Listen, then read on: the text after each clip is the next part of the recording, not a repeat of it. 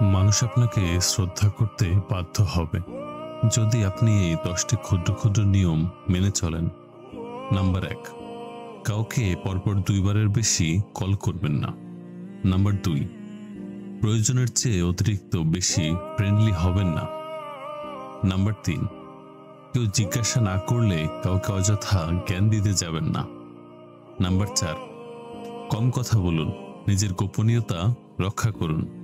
Number 5, নিজের পরবর্তী পদক্ষেপ কাউকে জানাবেন না। নাম্বার 6, একটি ইনকাম সোর্সের উপরে নির্ভর না করে কয়েকটি ইনকাম সোর্স নিয়ে কাজ করতে থাকুন। নাম্বার 7, কারো প্রয়োজনীয়তা নয় বরং চয়েস হয়ে উঠুন। নাম্বার 8, সবাইকে খুশি করতে যাবেন না।